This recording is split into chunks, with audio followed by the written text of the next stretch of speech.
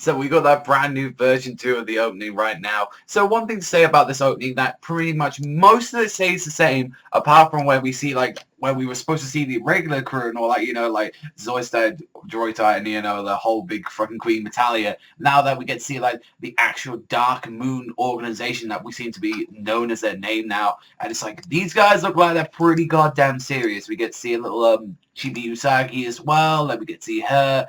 And I'm just really curious about how much this like group's gonna do, because already they've done something pretty crazy that none of the other villains that we've seen throughout the series so far has done. So we get to see through this new arc and all that, we get to see like sort of what our bandies are, and like seems like the one that's leading it all is Prince Demande or something like that, and he has his other people as well, like he has Wise Man, like Sethia, like Crimson Ruberus, and then we have that also as well, that Gringo. Well, I'm guessing since they're going by crystal cards, I'm guessing like her name like Emerald something like that, or Esmeralda or something like that, and also being like introduced to the 4 Spectra sisters as well, mainly being the youngest one out of the Crimson Ruberus group and all that, and she's like has a very strong interest in all that in Sailor Mars, saying, you know, since she's got flames, I'll use my flames as well, and we'll have like a flame battle.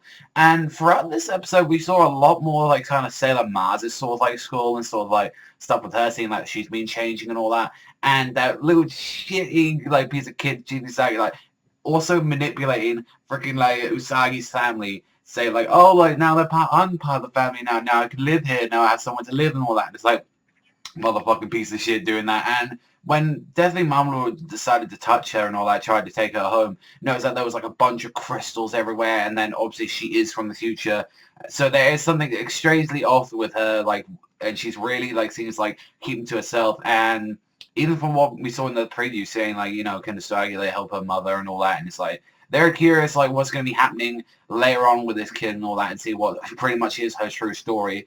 And from what we got from this episode, when everyone tried to go to like the whole big festival with like everyone was Sailor Mars and stuff like that, and see like this fortune teller was telling people to die, and there's like been people that have been burning. Like this arc started off very dark, and I can see like what people said that the next arc and the arc afterwards are going to get a lot more darker and a lot more serious than what we had from the previous. It's not like it was kind of like a little warning to say like, you know, hey, just to let you know, guys, you know, we're going to grow up with the series and all that. So it's like, hey, here's a nice little arc, and then let's get dark because like people are burning and dying and you've got 6 years to live or something like that. And I'm like, fucking Christ, like what a way to start an arc and all that, by having death, kidnapping, and just shit hitting the fan. Not to mention we get to see like all the like new sailors, they have that, the new little transformations and their communicators, and now they're actually a lot stronger. No design changes at all, but it's like they have like these new star rods, and now they're like a lot more powerful than they originally were. And it can really show it as they're just completely wiping the floor with like the Spectre sisters, like minions and stuff like that. And when Sailor Mars got hit by I believe one of the members, she was named as Cohen or something like that, like her blue flames, but she was actually there in pain, and like nobody could get it off. Like Mercury couldn't use the water to get it off like that. Usagi couldn't use the tiara or anything like that.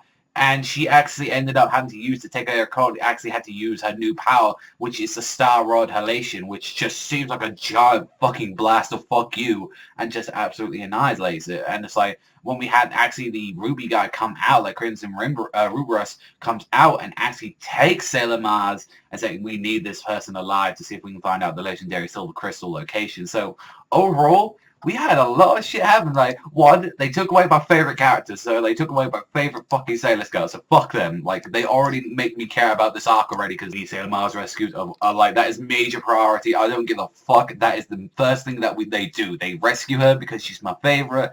And one, the preview and all that's got me very interested in her, because we got now, like, another Sailor Scout going to be introduced and all that. Whether or not she's good or bad, that's going to be up to them, because, you know, we've seen how Chibi Usagi is, and she doesn't really seem like she's going to be helping the team at all. And yeah, I'm very curious to see what this next one's going to be doing. So other than that, really enjoyed this episode. Great start. Did have to wait 3 weeks for it though, so I'm glad that a big like thing like that, like Sailor Mars getting kidnapped and like these new baddies, came off with such a very strong start.